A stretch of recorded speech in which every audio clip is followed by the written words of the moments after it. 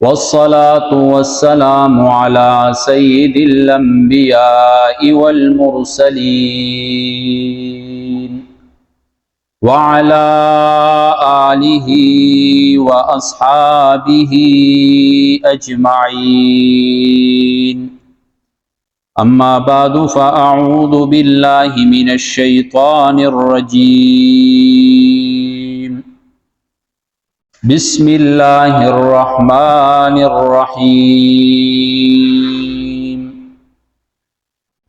قال الله تبارك وتعالى: يا أيها الرسل كلوا من الطيبات واعملوا صالحا إني بما تعملون عليم. وإن هذه أمتكم أمة واحدة وأنا ربكم فاتقون. وقال النبي صلى الله تعالى عليه وسلم: من أكل طيبا وعمل في سنة وأمن الناس بوائقه دخل الجنة. رواه الإمام الهمام الترمذي في جامعه. صدق الله وصدق رسوله النبي الأمي الكريم ونحن على ذلك لمن الشاهدين والشاكرين والحمد لله رب العالمین. تمام حضرات پیار و محبت سے درود شریف پڑھ لیں. اللہم صل علی محمد وعلی آل محمد کما صلیت علی ابراہیم وعلی آل ابراہیم انک حمید مجید. اللہم بارک علی محمد وعلی آل محمد كما باركت على إبراهيم وعلى آل إبراهيم إنك حميد مجيد. محترم سامعین و سامعات، اللہ تبارک و تعالیٰ کا لاکھ لاکھ شکر ہے کہ اللہ رب العزت نے ہمیں اپنے گھر کے اندر اپنی عبادت کی توفیق عطا فرمائی. اس پر اللہ تبارک و تعالیٰ کا جتنا شکر ادا کیا جائے کم ہے. سامعین گرامی، میں نے آپ حضرات کے سامنے سورۃ المؤمنون کی ایک آیت تلاوت فرمائی ہے. اسی طرح ترمذی شریف کی ایک روایت بیان فرمائی ہے. اللہ تبارک و تعالیٰ سے دعا ہے کہ اللہ تبارک و تعالیٰ مجھے حق سچ کہنے کی توفیق عطا فرمائے، پھر ہم سب کو اس پر عمل کرنے کی توفیق عطا فرمائے. سامعین محترم، اللہ تبارک و تعالی نے انسانوں کو پیدا فرمایا، پھر دو راستے دکھا دیے. اچھائی کا راستہ بھی دکھایا، برائی کا راستہ بھی دکھایا. اگر انسان اچھائی کے راستے کو اختیار کرے گا تو جنت میں چلا جائے گا. اگر وہ برائی کے راستے کو اختیار کرے گا تو جہنم میں چلا جائے گا. نیک اعمال کرے گا تو جنت مقدر بنے گی، اور اگر گناہ کے کام کرے گا تو جہنم مقدر ہوگی. حقوق اللہ، حقوق العباد کی رعایت رکھے گا، اللہ تبارک و تعالیٰ اسے جنت عطا کریں گے. لیکن وہ حقوق اللہ اور حقوق العباد کی پاسداری نہیں کرے گا تو اللہ تبارک و تعالی اس کا مقدر بنا دے گا جہنم. تو میرے بھائیوں، ترمذی شریف کی روایت میں نے آپ حضرات کے سامنے بیان فرمائی ہے.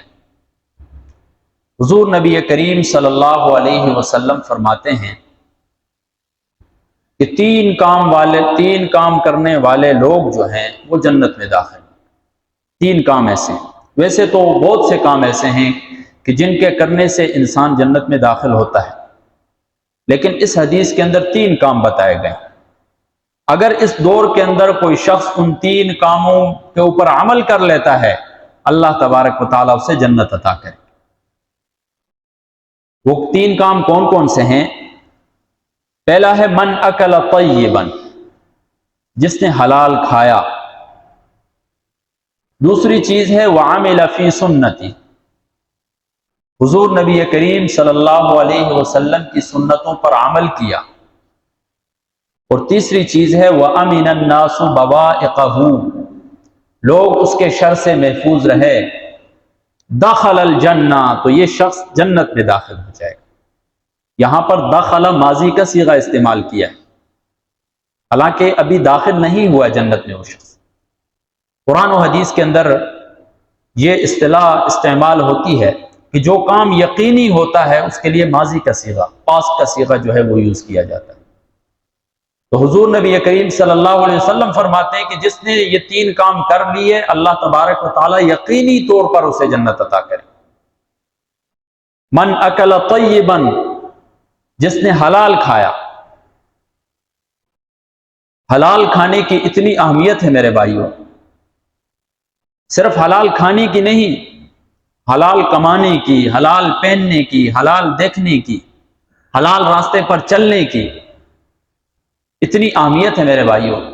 حدیث شریف کا مفہوم ہے من اکل لقمۃ من حرام، جس نے حرام کا ایک لقمہ کھا لیا، لم يقبل منہ صلاۃ 40 لیلہ، 40 دنوں تک اس کی جو عبادت ہے وہ قبول نہیں ہوتی۔ کتنی بڑی وعید ہے کہ جو شخص حرام کا ایک لقمہ کھا لیتا ہے تو 40 دنوں تک اس کی عبادت قبول نہیں ہوتی۔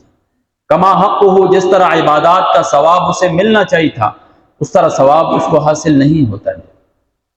آج تھوڑا سا ہم اپنی زندگیوں کے اندر غور کریں کہ ہم اپنی کمائی کے اندر کتنی رعایت کرتے ہیں حلال حرام۔ ایک لقمے کی بات ہو رہی ہے حدیث کے اندر، ہماری تو اللہ معاف کرے بسا اوقات پوری کی پوری کمائی ہی حرام ہوتی ہے میرے۔ آج دور ایسا چل رہا ہے کہ ہم میں سے ہر شخص یہ چاہتا ہے کہ بس پیسہ آ جائے، حلال طریقے سے آئے یا حرام طریقے سے آئے، اسے نہیں دیکھا جاتا ہے۔ حالانکہ اگر حلال طریقے سے روزی کمائی جائے اللہ تبارک و تعالیٰ اس میں برکتیں عطا کرتے ہیں۔ اگرچہ تھوڑا کمایا جائے، لیکن اگر حرام طریقے سے کمایا جائے اور زیادہ کما لیا جائے پھر بھی اللہ تبارک و تعالیٰ اس میں برکتیں عطا نہیں کرتے ہیں۔ آج ہم طرح طرح کی بیماریوں کے اندر مبتلا ہیں، ایسی بیماریاں ہیں جو لا علاج ہیں، ان کا علاج بھی متصور نہیں ہے دنیا میں۔ اس کی وجہ کیا ہے میرے بھائی؟ سب سے بڑی وجہ اس کی حرام لقمہ ہے۔ ایسا جسم جس نے پرورش پائی ہو حرام لقمے کے ساتھ وہ بیماریوں کا گھر ہو جاتا ہے میرے بھائی، طرح طرح کی بیماریوں میں مبتلا ہو جاتا ہے۔ جب ایک سائیڈ سے حرام پیسہ آ رہا ہوتا ہے اللہ تبارک و تعالیٰ پھر انسان سے وہ نکلتا بھی حرام طریقے سے، پھر وہ طرح طرح کے علاج کرانے کے لیے دنیا کے کونے کونے تک چلا جاتا ہے، پیسہ بہا دیتا ہے علاج کرانے کے لیے۔ حالانکہ اگر اس نے اسی ایک حلال کے لقمے کو کمانے میں احتیاط کی ہوتی، حرام لقمہ نہ کمایا ہوتا تو اس کا جسم جو ہے اس کے حرام لقمے سے پرورش نہ ہوتی، یہ بیماریوں کا گھر نہ ہوتا۔ تو آج جو ہم طرح طرح کی بیماریوں کے اندر مبتلا ہیں، آج ہم جو روحانی اعتبار سے بالکل ہم زوال کے اوپر چلے گئے ہیں میرے بھائی، اس کی وجہ یہ ہے کہ ہم نے حلال لقمے کو ترک کر دیا، ہم حرام کے اندر مبتلا ہو چکے۔ اور یہی ہمارا حرام کمایا ہوا لقمہ جب ہماری اولاد کھائے گی تو کہاں وہ پھر اچھے اعمال کرے گی؟ جب ہماری اولاد کی پرورش جو ہے وہ حرام لقمے سے ہوگی تو وہ فرمانبردار کیسے بنے گی میرے؟ اگر کوئی والد یہ چاہتا ہے کہ میری اولاد میری فرما بردار ہو، میرا بچہ میری بات مانے، جیسا میں کہوں وہ کرے، اس کا تعلق مسجد کے ساتھ لگا ہوا ہو، قرآن کے ساتھ لگا ہوا ہو، اور اس کو وہ حرام لقمہ کھلا رہا ہے تو کہاں یہ ممکن ہوگا میرے؟ کہاں اس کا دل عبادات کے اندر لگے گا؟ کہاں وہ فرما برداری کی طرف جائے گا جب اس کی پرورش ہی حرام طریقے سے ہو رہی ہے؟ اسی طرح ہم چاہتے ہیں کہ ہماری بیویاں ہماری فرما بردار ہوں،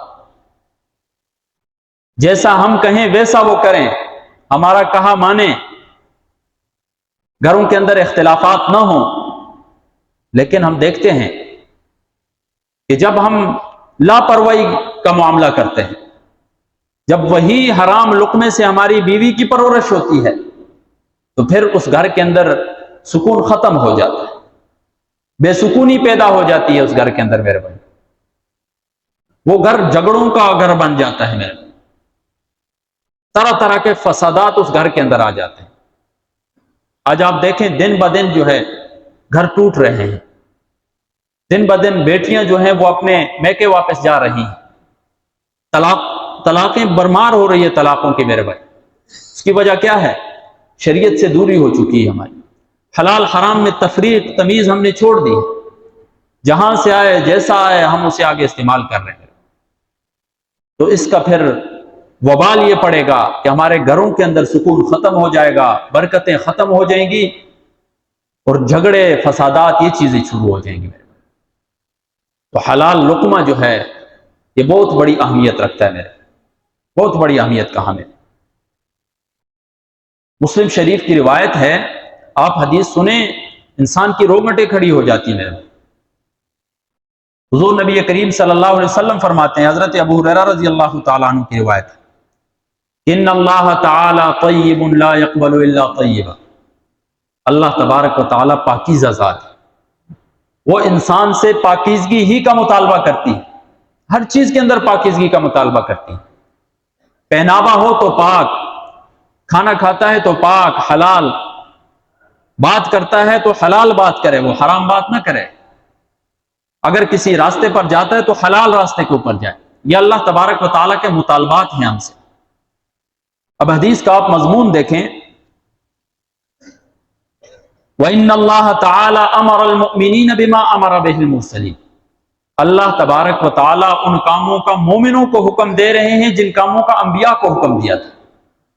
سورۃ المؤمنون کی آیت ہے، یا ایھا الرسل کلوا من الطیبات، تمام رسولوں کو مخاطب کیا جا رہا ہے، اے رسولو کلوا من الطیبات، پاکیزہ میں سے کھاؤ، حلال کھاؤ، واعملوا صالحا، اور اچھے اعمال کرو۔ انسان کو نیکی کی توفیق ہی تب ہوگی جب اس کا لقمہ حلال ہوگا میرے بھائی۔ آج کتنے لوگ ہیں ٹینشنوں کے اندر ہوتے ہیں، پریشانیوں کے اندر ہوتے ہیں، نماز میں دل نہیں لگتا ہے، مسجد کی طرف جانے کو دل نہیں کرتا ہے، اچھائی کی طرف دل نہیں کرتا ہے۔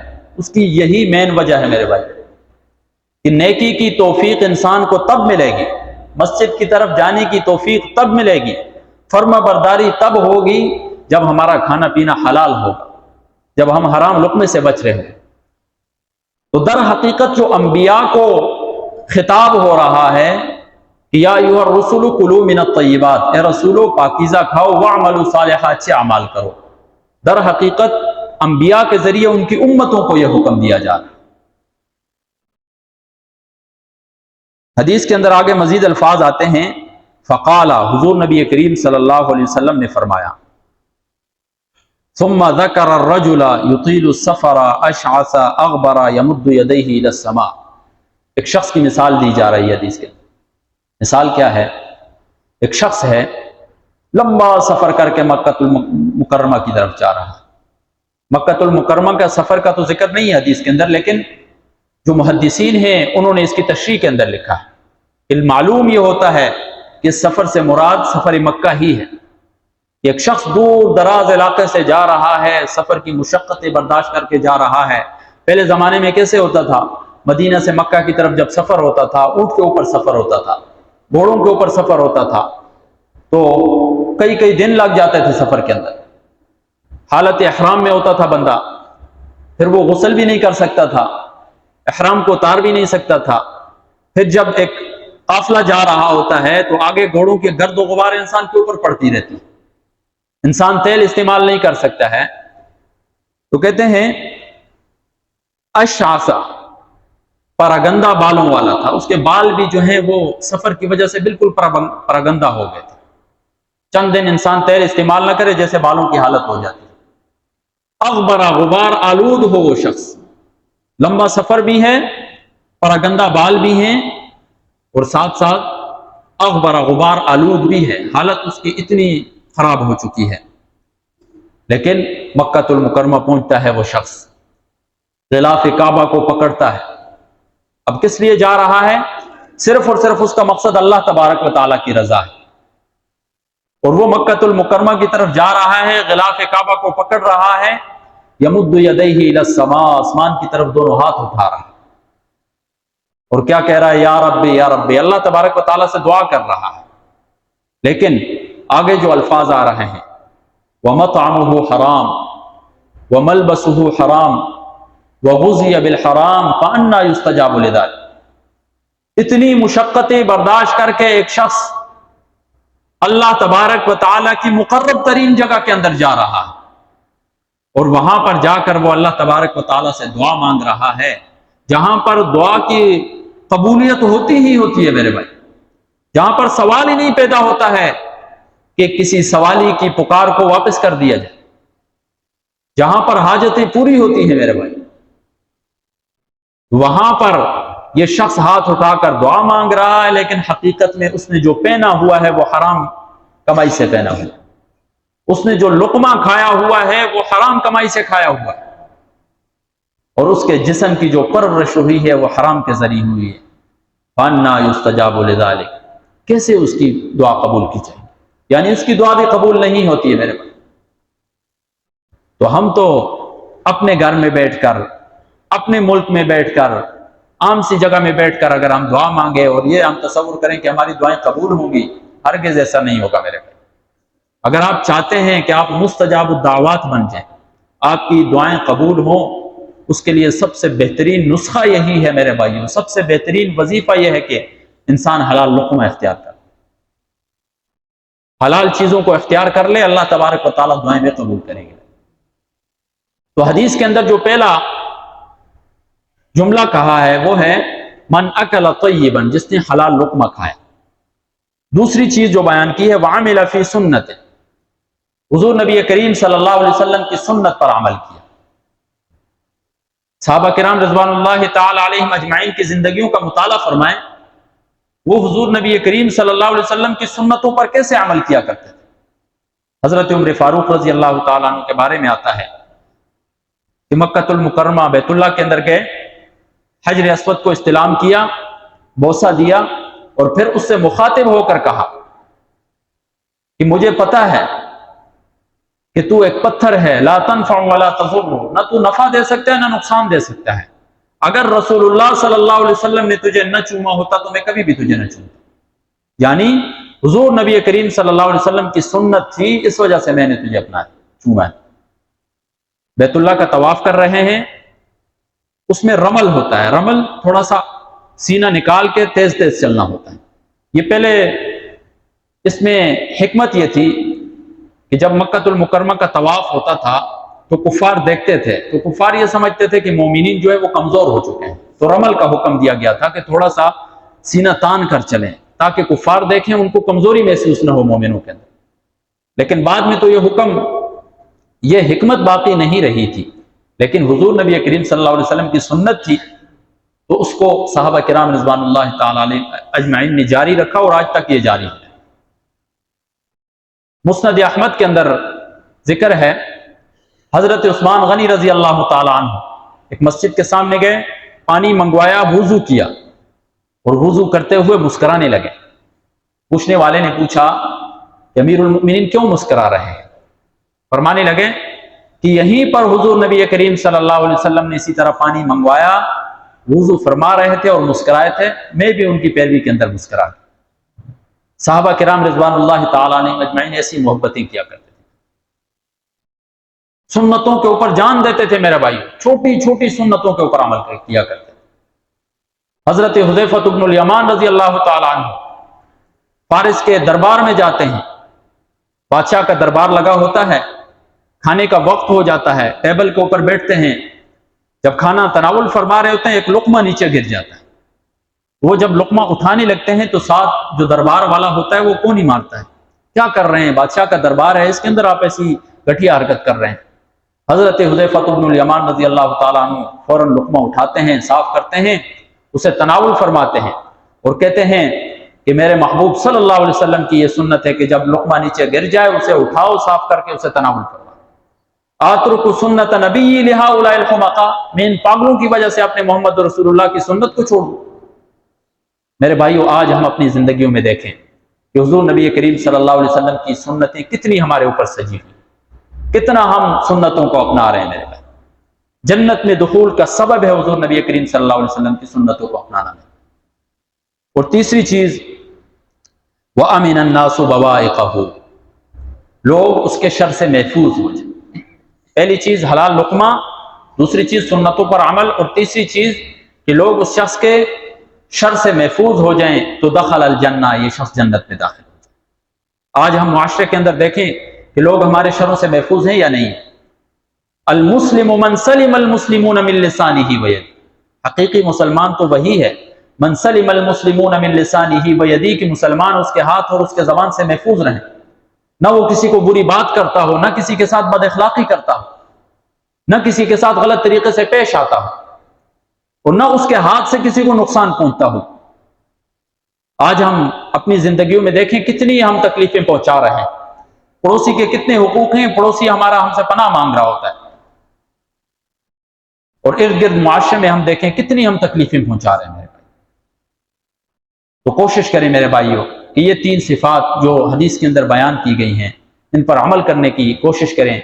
इंशाअल्लाह अल्लाह तबारक व तआला जन्नत अता फरमाएंगे।